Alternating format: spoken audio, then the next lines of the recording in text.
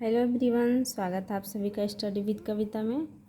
तो आज का हमारा टॉपिक है निर्वचनात्मक समाजशास्त्र पर वेबर के विचारों का मूल्यांकन कीजिए, जो आप देख सकते हैं डीडीयू में 2017 में पूछा है।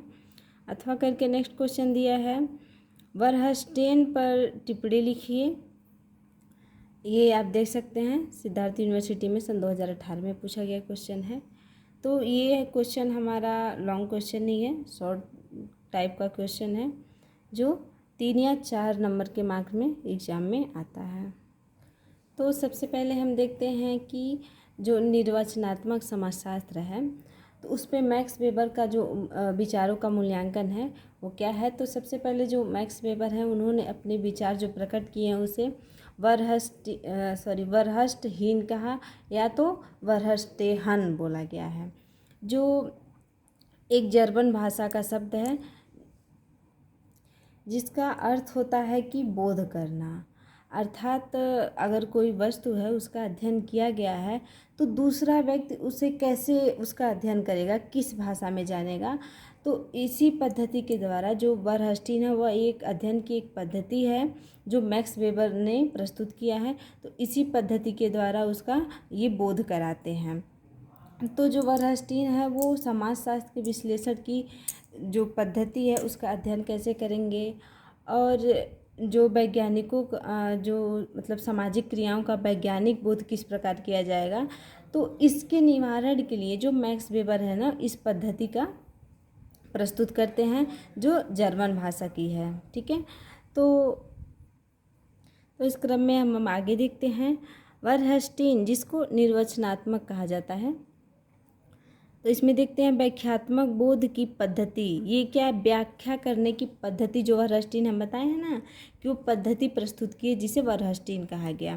तो ये जो व्याख्या है उसका बोध करने की पद्धति है। तो इसमें हम देखते हैं समाजशास्त्रीय विश्लेषण की पद्धति क्या है, अथवा समाजशास्त्र की अध्ययन परंतु अर्थात सामाजिक क्रियाओं का वैज्ञानिक बोध किस प्रकार किया जाए। इसके लिए मैक्स वेबर ने जिस पद्धति का प्रस्तुत किया उसे मैक्स वेबर ने जर्मन भाषा में वरहस्टहीन कहा। तो ये जो वरहस्टहीन है ये समाजशास्त्र का विश्लेषण पद्धति क्या है, अर्थात वो इसे व्याख्या करने के लिए इसे प्रस्तुत किए, और इसलिए कि जो वैज्ञानिक बोध है वो किस प्रकार किया जाएगा। तो इसको समझने के लिए उन्होंने एक पद्धति को प्रस्तुत किया जिसे क्या कहा गया, वरहस्टहीन, जो जर्मन भाषा में है। फिर आगे देखते हैं जर्मन शब्द वरहस्टहीन का कोई हिंदी अनुवाद कठिन है, लेकिन सामान्य शब्दों में वरहस्टहीन का अभिप्राय बोध अथवा अंतर्दृष्टि से है। अर्थात इसका जो हिंदी अनुवाद है वो बहुत कठिन है, लेकिन जो सामान्य शब्द में वरहस्टहीन को बोध करना कह सकते हैं या अंतर्दृष्टि कह सकते हैं। फिर हम इसमें आगे देखते हैं सामान्य शब्दों में कहा जा सकता है कि जिस प्रकार एक कलाकार द्वारा किसी कलाकृति को समझने के लिए स्वयं को चित्र बनाने वाले स्थिति में रखकर उसे समझना पड़ता है। अर्थात वो कहते हैं कि ये पद्धति ऐसी है कि जैसे मान लीजिए कोई कलाकार है तो वो अपनी कलाकृति को समझने के लिए जब वो बनाता है तो उसे कौन सा रूप देना चाहता है, उसको समझने के लिए वो अपने आप को उस कलाकृति के स्थान पर रख के देखता है कि मैं कौन सा रूप इसे दे रहा हूँ। तो अपने आप को वो उस स्थान पर रख के देखता है। तो अब हम इसमें आगे देखते हैं, उसी प्रकार वरहस्टहीन एक ऐसी पद्धति है जिसके द्वारा कोई अध्ययनकर्ता स्वयं को क्रिया करने वाले भर्ता की स्थिति में रखकर उसकी क्रिया का व्याख्यात्मक बोध करने का प्रयत्न करता है। अर्थात ये कहते हैं कि जैसे कोई कलाकार है, हमने आपको इसके पहले बताया कि जब वो कोई कला बनाता है, कोई कृति बनाता है तो उसे उसके स्थान पे अपने आप को रख के देखता है। तो उसी प्रकार से वरहस्टीन एक ऐसी ही पद्धति है, अर्थात वरहस्टीन वही पद्धति है जो ज्ञान करने के लिए, बोध करने के लिए अपने आप को उस स्थान पर रख के देखती है और उस क्रिया का मतलब बोध करती है, अर्थात यही समझने का प्रयास करती है। तो इसी के संबंध में हम आगे देखते हैं। चार्ल्स कूले ने इसे स्पष्ट करते हुए लिखा है कि वस्तुहीन अध्ययन का वह तरीका है जिसके द्वारा कोई अध्ययनकर्ता संपर्क और संचार के द्वारा क्रिया करने वाले व्यक्ति में विचारों और भावनाओं में सहभाग करते हुए स्वयं को उसकी मानसिक स्थिति में इस तरह से ले जाता है जिससे उसके विचारों और अर्थों के संदर्भ में किसी विशेष व्यवहार को समझा जा सके।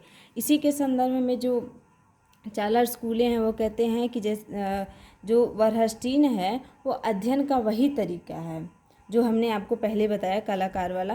तो ये वही तरीका है कि जिसके द्वारा अध्ययनकर्ता जो है उस संचार के द्वारा क्या करता है, व्यक्ति और उनके विचारों को, अर्थात उसका जो मूल है उनके भावनाओं को, उनको विचारों को समझने के लिए अपने आप को उस स्थान पे रख के और उसका क्या करता है, अध्ययन करता है, अपनी मानसिक स्थिति की तरफ उसको ले आता है, अर्थात उसका अध्ययन करता है और उसको समझता है। तो हम कह सकते हैं, इसमें आगे देखते हैं, हम कह सकते हैं कि वर्हस्टीन मानवीय व्यवहारों अथवा सामाजिक क्रियाओं के व्याख्यात्मक बोध की एक विशेष पद्धति है। मैक्स वेबर का विचार है कि समाजशास्त्रीय अध्ययन की मुख्य विषय वस्तु सामाजिक क्रियाओं से संबंधित गतिविधियों और परिणामों की मारणात्मक विवेचना है। इस प्रकार सामाजिक क्रियाएं ही सभी मानवीय व्यवहारों का निर्धारण करती हैं। इसका आशय यह है कि यदि मानव व्यवहारों को समझना चाहते हो तो व्यक्ति की क्रियाओं वास्तविक अर्थ को समझना आवश्यक है। इसका तात्पर्य यह है कि यदि हम मानवीय व्यवहारों को समझना चाहते हैं तो व्यक्तियों की क्रियाओं के वास्तविक अर्थ को समझना आवश्यक है। वास्तविकता यह है कि विभिन्न सामाजिक परिस्थितियों को उत्पन्न करने में ये मानवीय व्यवहारों की एक महत्वपूर्ण भूमिका होती है। अतः सामाजिक क्रियाओं के बोध द्वारा ही मानवीय व्यवहारों की वास्तविकताओं को समझा जा सकता है। तो इसके संदर्भ में कहा गया है कि मैक्स वेबर जो है वो कहते हैं कि जो वास्तविक अर्थ है, अर्थात समाज का जो वास्तविक अर्थ है उसको समझने के लिए अगर मानव व्यवहारों को समझना है, उनकी व्यक्तियों की जो क्रिया है उसकी वास्तविकता के अर्थ को अगर समझना आवश्यक है तो उनकी वास्तविकता यह है कि जो सामाजिक परिस्थितियां उत्पन्न करने में जो व्यवहार हैं उनका एक महत्वपूर्ण भूमिका होता है और उन सामाजिक क्रियाओं को बोध द्वारा उनकी व्यवहारों की वास्तविकता को समझा जा सकता है। अर्थात वर्हस्टीन जो पद्धति है उसके द्वारा आप एक तरह से कह सकते हैं कि उस समस्या को समझने के लिए, उसके व्यवहारों को समझने के लिए अपने आप को उस स्थान पे रख के और फिर उनका अध्ययन, उनकी समस्याओं का, उनके व्यवहारों का अध्ययन कर सकते हैं, उसे समझ सकते हैं। इस संदर्भ में मैक्स वेबर का यहाँ तक कहना है कि कुछ सामाजिक क्रियाएं इतनी सरल और स्पष्ट होती हैं कि उन्हें समझने की विशेष आवश्यकता नहीं होती, लेकिन कुछ क्रियाएं ऐसी होती हैं जिनका बाह्य रूप स्पष्ट नहीं होता। ऐसी क्रियाओं के अर्थ और उद्देश्य को उनके आंतरिक रूप में समझे बिना उन परिस्थितियों को भी नहीं समझा जा सकता जो सामाजिक क्रियाओं द्वारा उत्पन्न होती हैं। इस प्रकार समाजशास्त्री विश्लेषण के लिए आवश्यक है कि विभिन्न सामाजिक क्रियाओं में निहित उन प्रयोजनों अथवा अर्थों का बोध कर लिया जाए तो कर्ता के दृष्टिकोण को स्पष्ट करते हैं।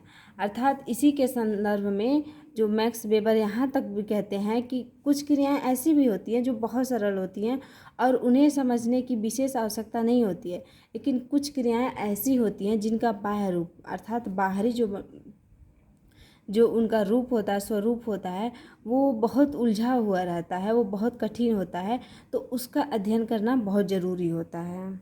और ऐसी जो क्रियाएं होती हैं उनका अर्थ और उद्देश्य उनके आंतरिक रूप के समझे बिना उनके परिस्थितियों का पता नहीं लगाया जा सकता। तो ऐसी जो परिस्थिति रहती है जिनका बाहरी बनावट जो होता है क्या होता है, जटिल होता है, तो उन्हें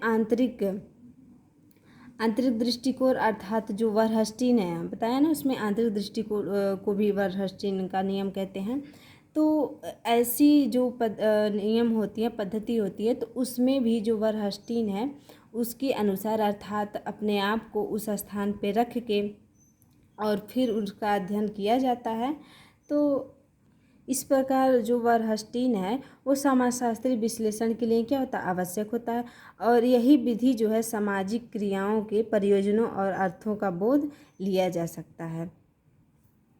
फिर हम इसमें देखते हैं कि वास्तव में वेसर्टहीन से मैक्स वेबर का तात्पर्य प्रयोजनात्मक बोध, मोटिवेशनल अंडरस्टैंड से है। यह वह पद्धति है जिसके द्वारा कर्ता द्वारा लगाए गए अर्थ के संदर्भ में ही उसकी क्रियाओं की संख्या की जाती है। इस पद्धति की क्रियाविधि को यदि एक क्रम से स्पष्ट किया जाए तो इसके द्वारा सामाजिक क्रियाओं में निहित अर्थों तथा सामाजिक परिस्थितियों पर पड़ने वाले प्रभावों को सरलतापूर्वक समझा जा सकता है। मैक्स वेबर आगे लिखते हैं कि कोई भी सामाजिक क्रिया निरपेक्ष नहीं होती, बल्कि वह किसी लक्ष्य का एक साधन होती है। अर्थात मैक्स वेबर का जो वर्हस्टीन जो पद्धति है उसका ये प्रयोजन है, ये तात्पर्य है कि वह ये जो वर्हस्टीन है ये वो पद्धति है जिसके द्वारा जो करता है वो अर्थ और संदर्भ में क्रिया की क्या व्याख्या कर लेता है, अपने आप को उसके स्थान पे रख के, और जो अंतर्निहित अर्थ है अर्थात सामाजिक क्रियाओं में जो अंतर्निहित अर्थ है उसकी परिस्थिति पे क्या प्रभाव पड़ेगा और उसके प्रभाव में कितनी सफलतापूर्वक वो क्या करते हैं, समझ जाते हैं। तो मैक्स वेबर इसमें आगे लिखते हैं कि कोई भी सामाजिक क्रिया निरपेक्ष नहीं होती है, बल्कि वह लक्ष्य का एक साधन होती है। सामाजिक घटनाओं के विश्लेषण में मैक्स वेबर के रूप में व्याख्यात्मक बोध भी जिस पद्धति को आवश्यक माना है उनमें दो प्रमुख हैं। पहला क्या है, कर्ता द्वारा परिस्थितियों का मूल्यांकन। दूसरा है क्रिया के पीछे कर्ता का वास्तविक अभिप्राय अथवा प्रयोजन।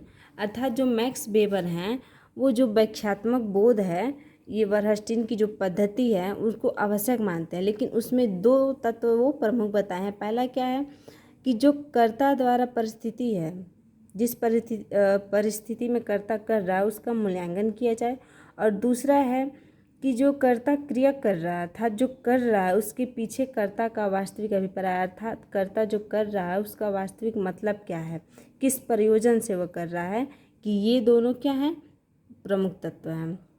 तो अब हम इसमें देखते हैं कि वो दो रूप से इसे समझाए हैं। विभिन्न प्रकार की सामाजिक क्रियाओं में इन दोनों तत्वों को जिस प्रकार समझा जा सकता है उनके लिए वेबर ने दो मुख्य प्रणालियों का उल्लेख किया है जिन्हें निम्न रूप से समझा जा सकता है। तो ये जो विभिन्न प्रकार की सामाजिक क्रियाएं हैं, इन दो तत्वों जो हम आपको पहले बताए हैं, कर्ता द्वारा वाला और दूसरा क्रिया के पीछे वाला, तो ये जो तत्व हैं इसको किस प्रकार से समझा जा सकता है, इसके लिए वेबर ने दो प्रमुख प्रणाली दिया है जिसको हम आगे पढ़ेंगे। तो पहली प्रणाली है हमारा विवेकपूर्ण बोध और दूसरा है पुरानुभूत पर आधारित बोध। तो अब हम पहला देखते हैं, इसमें जो पहला है हमारा विवेकपूर्ण बोध।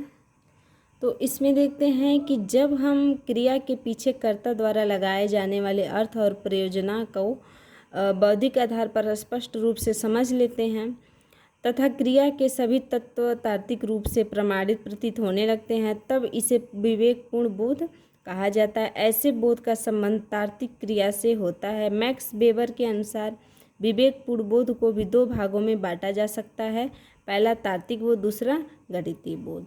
तो विवेकपूर्ण बोध में हम देखते हैं जब हम क्रिया के पीछे का कर्ता द्वारा लगाए जाने वाले अर्थ अर्थात जो क्रिया किया जा रहा है, जो कर्ता क्रिया कर रहा है वर्हस्टीन पद्धति के द्वारा, तो वो किस प्रयोजन से कर रहा है, किस अभिप्राय से कर रहा है।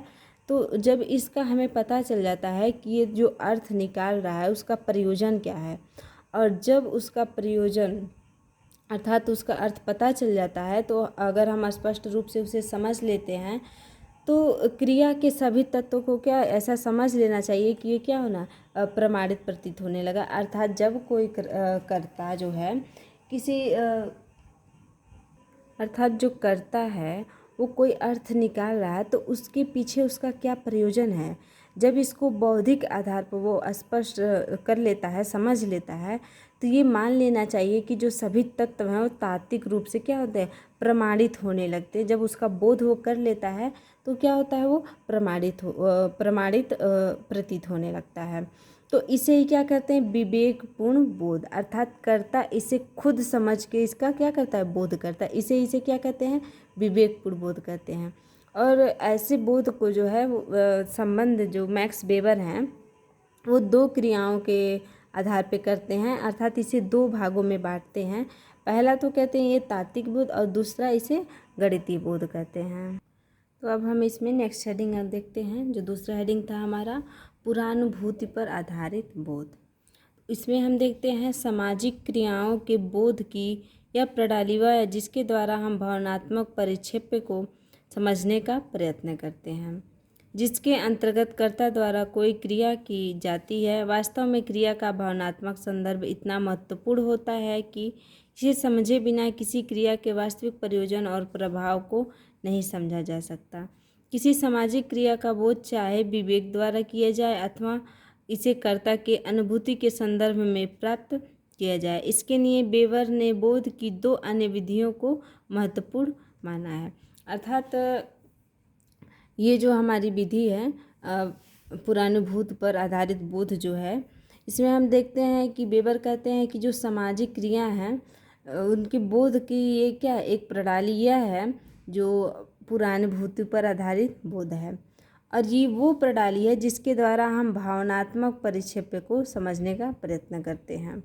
इसके अंतर्गत जो है कर्ता कोई क्रिया करता है तो उस क्रिया का वास्तविक जो उसकी भावना है वो महत्वपूर्ण होती है, और उसको समझे बिना किसी भी वास्तविक जो प्रयोजन होता है उसकी वास्तविकता को हम नहीं समझ सकते, ऐसा वेबर का कहना है।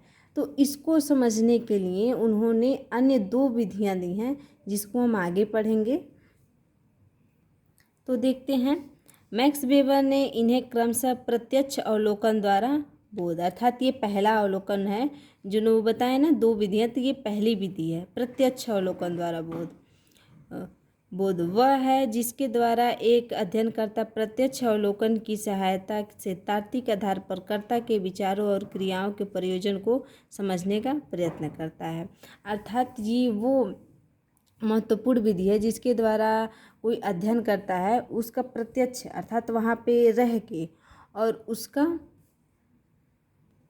अवलोकन करता है। प्रत्यक्ष अवलोकन का तात्पर्य हुआ कि स्वयं वहाँ पे जाके उसका बोध करता है, अवलोकन करता है। तो इसी की सहायता से तार्किक आधार पर कर्ता के विचारों को और उनके क्रियाओं को, उनके प्रयोजन को समझने का प्रयत्न करता है। फिर हम इसमें दूसरी जो विधि है उसको देखते हैं। तो दूसरी विधि है हमारी विवेचनात्मक बोध, ये दूसरा है। तो इसमें हम देखते हैं कि मैक्स वेबर ने प्रेरणाओं अथवा कारणों का तात्विक बोध भी कहा है। ये जो विवेचनात्मक बोध है इसे वो प्रेरणाओं और कारणों का तार्किक बोध भी कहते हैं। फिर हम इसमें देखते हैं विवेचनात्मक बोध वह विधि है जिसके द्वारा एक अध्ययनकर्ता तार्किक आधार पर किसी सामाजिक क्रिया से संबंधित कारणों का विश्लेषण करके उसे कर्ता द्वारा लाए गए अर्थ के संदर्भ में समझता है।